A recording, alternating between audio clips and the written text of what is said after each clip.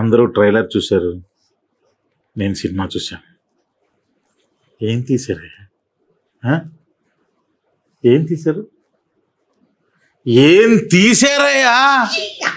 ఇరక్కొట్టేశారు కదా, అదిరిపోయింది అసలు, ఎక్సలెంట్ గా ఉంది.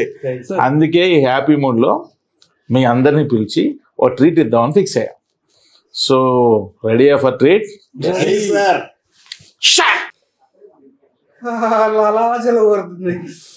సార్ ఏమేమి ఉన్నాయి సార్?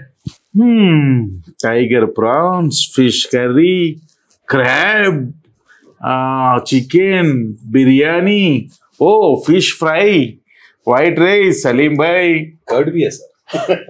भूल गया मैं. So thank you very much. Now have it. चलो इसको जरा फास्ट फास्ट में लेना, ये डाले वो डाले, समझे सर? मैं पहले प्रॉन्स लेता हूँ. ले लो. Wait.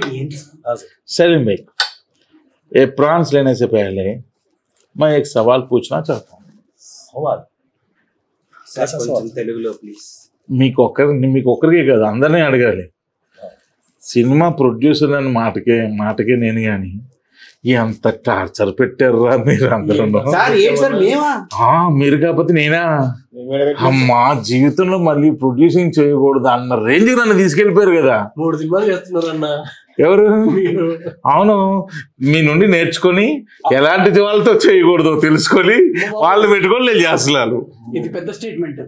మరి ఏదో పిలిచారు, ఒక్కడు చేసిన పాప, అందరు చేసిన బాబాకి అందరు చేసింది నాకు సినిమాలో ఒక్క డైలాగ్ లేకపోయినా చేసిన సార్. మీకు ఎన్ని పీపాల్ మంది ఇచ్చిన ఆ సినిమా అంతటికి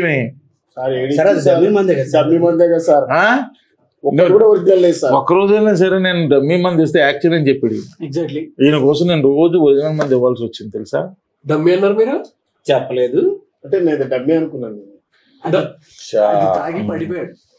ఇప్పుడు ఇదేంటి? ఇది చౌర్యం కాదా? మరి ఈయనకి చెప్పాల్సిన చౌర్య పాఠం కాదా? చెప్పాలి पाठम कितना अरे तुम लोग करे सो कामों को मेरा नाम खराब क्यों कर रहे भाई तुम लोग? आप मुझे शरीफ से क्या बोलते हैं? शरीफ आदमी है. ఏమన్నమాట నిఖిల్ కొంచెం నక్క తొక్కొచ్చాడు. నా ఫస్ట్ సినిమాకే మీ producer Karthik DOP, Nagendra art ఒక సూపర్ హీరో లాంటి నేను. అమ్మా ఇప్పుడు నక్క తొక్క ఎవరు తొక్కారు అర్థం కావట్లా, నువ్వా ఆయన? అదే అంటున్నాను. అప్పుడు అలా ఇద్దరు కలిపి నక్క తొక్కొచ్చారు. కలిసి తొక్కి కలిసి జర్నీ చేస్తా ఉన్నా. ఇక్కడ చూడు ఫ్రాన్స్ మొత్తం సర్దిస్తారు, మనం తినడానికి ఏం లేవు ఇక్కడ. సలీం భాయ్ ఫుడ్ టేస్ట్ అదిరిపోయింది సార్. బాగుందా? మ్యాడీ గురించి మ్యాడీ పాపం మంచోడు, ఎప్పుడు ఇబ్బంది పెట్టలే, కరెక్ట్ గా వచ్చాడు. మొత్తం ఈ సినిమా మీద ఒక మంచి వ్యక్తి ఎవరైనా ఉన్నారంటే అది మ్యాడీయే. मैगी नहीं मैडी है अच्छा आदमी है. हाँ अच्छा आदमी है. क्या बात है की सर पार्शियलिटी कर रहे हैं आप. ఎందుకు నాకు పార్షియాలిటీ? తింటా ఇది ఒకటి తీసుకోండి. ఎలా ఉంది ఫుడ్? సూపర్ ఉంది సార్. మీ చౌరీపాటం సినిమా కూడా అలాగే ఉంది. థాంక్యూ అన్న. థాంక్యూ. నా సినిమా చూసాను సార్, ఏమైనా చెప్పొచ్చుగా? సినిమా చూసాక నాకేమనిపించిందంటే డెఫినెట్గా it is a new attempt అనిపించింది. సూపర్.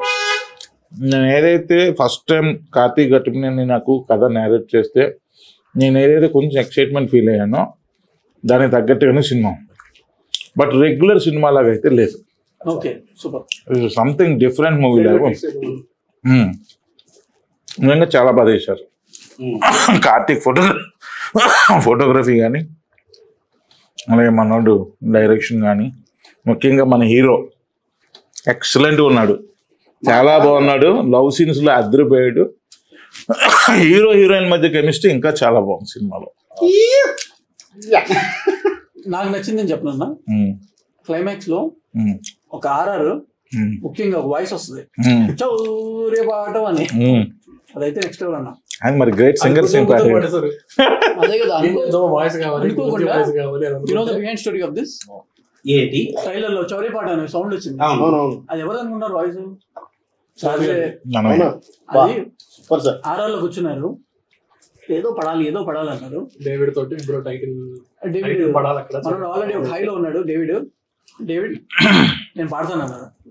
మనం షాక్ అయ్యి, అన్నా మీరు పాడతారా? అవునా సరే పాడదామని బైక్ బైక్ పెట్టాడు. ఇంకా ఒకటి వచ్చింది తీశారు, భలే సెట్ అయింది అసలు. క్రేజీ కదన్నా. అవును, సింగర్ అవతారం కూడా ఎత్తేసారు. కాదు అది బ్యాక్గ్రౌండ్ స్కోర్, అది మరి సాంగ్ ఏం కాదు అది. టాలెంట్ పోతాయి సార్. అలాగే మా ప్రొడక్షన్ సైడ్ మీకు ఏమైనా ఇబ్బంది అనిపించే ఏమైనా థింగ్స్ ఉన్నాయా ఎవరికైనా సరే? చిన్నగా మాట్లాడడం అన్నది ఏం తిని మాట్లాడకూడదా? ప్రొడక్షన్ ఫుడ్ అయితే రోజు బాగుండేది, చాలా బాగుండేది. ప్రొడక్షన్ ఫుడ్ బాగుండేది, ఎందుకంటే మస్తు లైవ్ అక్కడ లొకేషన్ లోనే ఉండేవాళ్ళు. పొద్దునే లైవ్ దోశ మస్తు ఉండేది. ఇంకా మన్నాడులో చేసిన వాళ్ళు అందరూ హ్యాపీ. ఇంకా డైరెక్టర్ గారు ఏదో చెప్దాం అనుకుంటున్నారు. ఫుడ్ బాగుంటుంది. ఫుడ్ గురించి కాదు, మిగిలిన విషయాలు. మెయిన్ ఏమున్నాయి అన్ని పాట మూవీ అంతే బాగుంది, గుడ్ ఎక్స్పీరియన్స్. కానీ నాకైతే ఫస్ట్ టైం ఇప్పటివరకు నాకు డైరెక్షన్ చేయడమే ప్రొడక్షన్ తెలియదు కదా. అవును, ఓ ప్రొడ్యూసర్ పడే బాధలన్నీ నేను పడ్డా. అవును, వీళ్ళందరూ మీరు వెళ్ళిపోయేవారు ప్యాకప్ అయ్యి, కానీ నెక్స్ట్ డే కావాల్సిన అరేంజ్ చేయడానికి ఆ రోజు నైట్ 2-3 కూడా అయ్యేది. నేను ఇంటికి వెళ్ళిపోతుంది కదా, అన్ని అరేంజ్ చేసి అన్ని ఓకే అయిపోయి అన్నప్పుడు వెళ్ళేవాడిని నేను మా ప్రొడక్షన్ టీమ్. స్టార్స్ చూసారైతే అప్పుడు అనిపించింది నా సినిమాలకైనా సరే పాపం ప్రొడ్యూసర్లు ఇంత కష్టపడతారు కదా అని. నిజంగా గ్రేట్ ప్రొడ్యూసర్స్. బట్ అడ్వాంటేజ్ ఏంటంటే యాజ్ అ డైరెక్టర్ ఆయన అర్థం చేసుకున్నారు సీన్లకి ఏం కావాలి అడుగుతాయి. అవును, కొంతమంది అర్థం చేసుకోరు, ఎందుకు అదెందుకు ఇదెందుకు అని రెస్ట్రిక్ట్ చేస్తారు. ఎందుకు నడుతారు అర్థం చేసుకుంటారు. ఇందాక అదృష్టం అన్నారు కదా, సో అదే అందుకోసమే మీరు అడిగిన అన్ని ఇచ్చారు ఆయన. అంటే ఒక డైరెక్టర్ ప్రొడ్యూసర్ గా మారారు కాబట్టి ప్రతిదాని కష్టం మీకు క్లియర్ గా తెలుసు. అదే నాకు ప్రాబ్లం. వాంటెడ్ ఏది అన్వాంటెడ్ ఆయన ఏదో విజువల్ చెప్తాడు, అదేమో మంచిగా అనిపిస్తుంది. మనసులోనేమో అలాంటి విజువల్ ఉంటే బాగుంటది అనిపిస్తుంది. ఎగ్జాంపుల్ దానికి ఒకసారి అన్న మామూలు మీరు ఎంత స్ట్రగుల్ అయి ఉంటారన్న లైఫ్ లో ఇలా చెప్పినప్పుడు, ఇది ఇవ్వాలి కానీ బడ్జెట్ ఎక్కువ అయిపోతుంది, ఎలా దీన్ని కట్ డౌన్ చేయొచ్చు, దీన్ని ప్రాపర్ సెట్ చేయొచ్చు, ఆ ఎక్స్పీరియన్సెస్ బాగా వచ్చేసినాయి నాకు ఈ సినిమాతో. ఎలా చేయొచ్చు ఏంటి అని ఏదైనా నాకు అనిపించింది ఏంటంటే, మనం వేరే వాళ్ళ మీద డిపెండ్ అవ్వకుండా మనం పనులు చేసుకుంటే అంత ఇన్ బడ్జెట్లో అయిపోద్ది. మనం మన పనుల కోసం వేరే మనిషి మీద డిపెండ్ అవ్వడం మొదలు పెట్టినప్పటి నుంచి ఖర్చులు పెరిగిపోతాయి. ఇది నాకైతే ఈ సినిమా ప్రొడక్షన్ చేశాక నాకు అర్థమైంది. చౌరీ పాట వల్ల మీకు పాట తెలిసింది, ఒక పాఠం తెలిసింది. చౌరీ పాఠం వల్ల నేను ఒకటి నేర్చుకున్నాను. అంటే చాలా సినిమాలు నేను ఎక్కువ డైలాగులు చెప్పేటోని మధ్య, ఈ సినిమాలో అసలు డైలాగులే లేకుండా ఎట్లా యాక్ట్ చేయొచ్చు అనేది బాగా నేర్చుకున్నాను. అదే అంటున్నా, మోగోడు కాదు, క్యారెక్టర్ డైలాగులు లేవు. పుష్పక విమానంలో కమల్ హాసన్ రేంజ్ అంతేనా?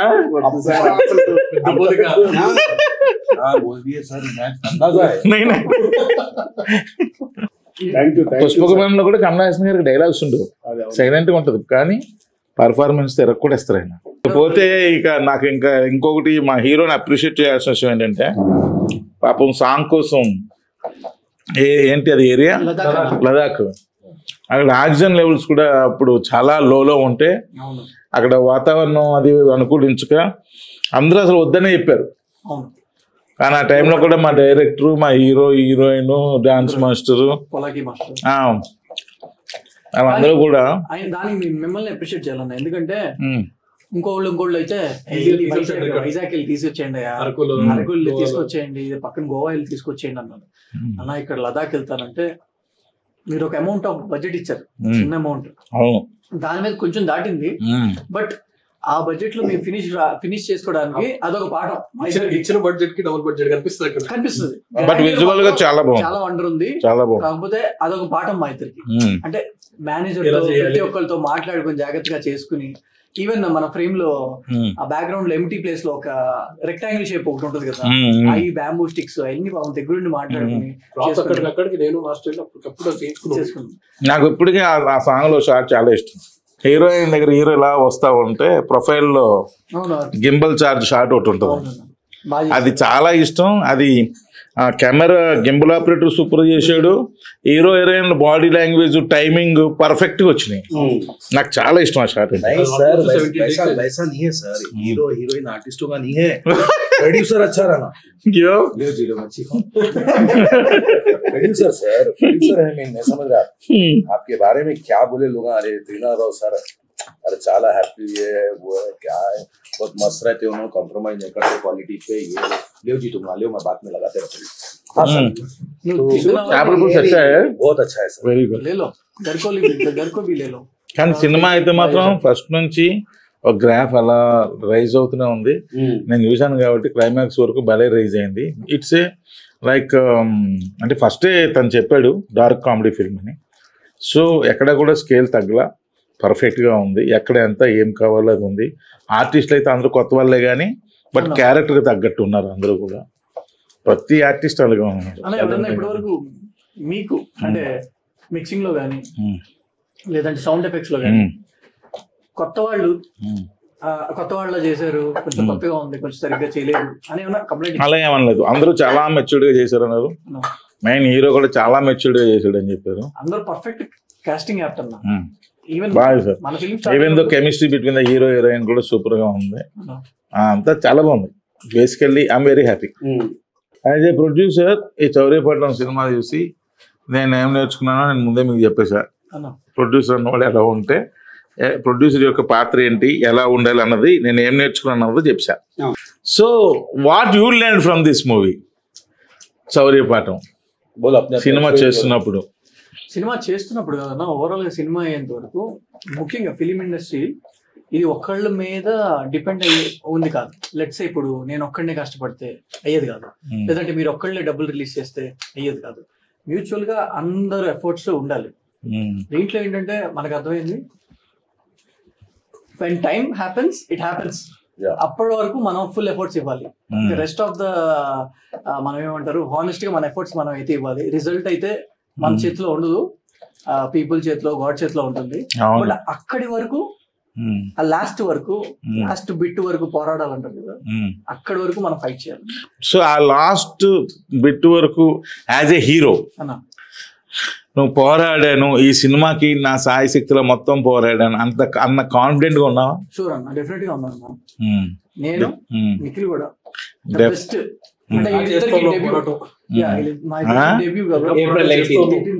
What ever. ఇప్పుడు మన ఎఫర్ట్స్ మనం పెట్టాలి అబ్బాయి. రిజల్ట్ అనేది దేవుడు ఇస్తాడు. మనం కష్టపడి పని చేసేటం వరకే మన చేతిలో ఉంటుంది, రిజల్ట్ దేవుడి చేతిలో ఉంటుంది. బట్ మనం కష్టపడకుండా ఊరునే దేవుడిని అడిగితే ఎవడు? సో అందుకే నేను క్వశ్చన్ అడిగా మీ ఇద్దరిని. లాస్ట్ వరకు ద బెస్ట్ ఇస్తానికే ఉన్నాం. సలీం భాయ్ మీరు?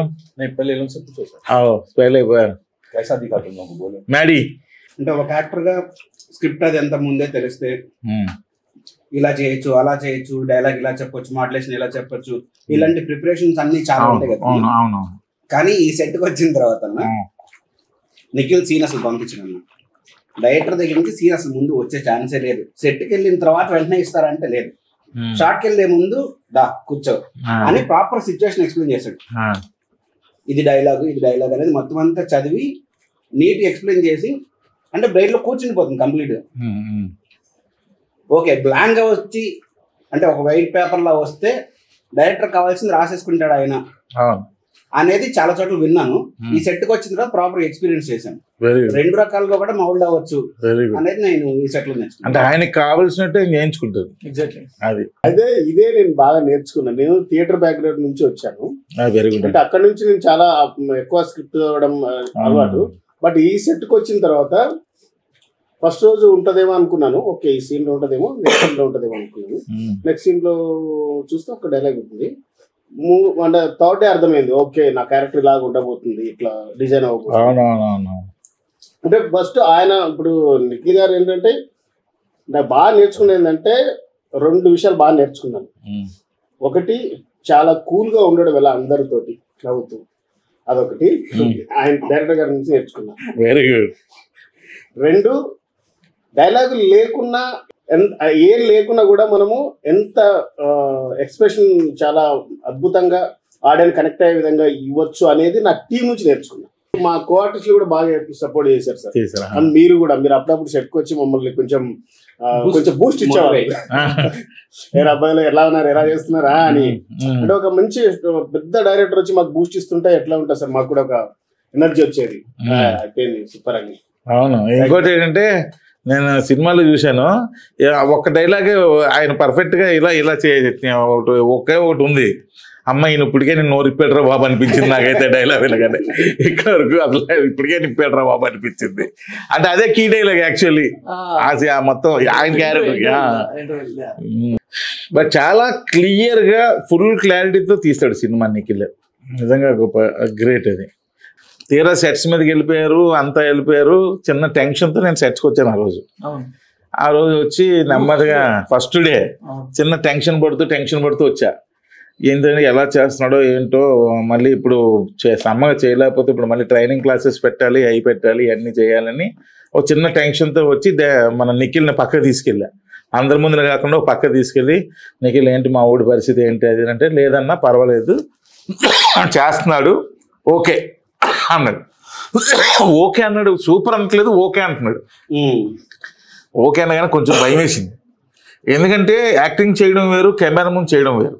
కెమెరా లాంగ్వేజ్ తెలియాలి, కెమెరా బాడీ లాంగ్వేజ్ దాని తగ్గట్టు చేయాలి, ఇవన్నీ ఉంటాయి. రేంజ్లు మారిపోతాయి, రేషియోలు మారిపోతాయి, అన్నీ మారిపోతాయి. చిన్న టెన్షన్ పడి అప్పుడు నేను అల్లబోసరికి ఒక సీన్ కొంచెం తీసి ఉన్నాడు అనమాట. అదేమో ఆన్లైన్ ఎడిటర్ని పిలిపించుకొని చూసుకుంటే చిన్న యాజ్ ఎ డైరెక్టర్గా చూశాను కాబట్టి నాకు చిన్న ఒక 10% డౌట్ అనిపించింది.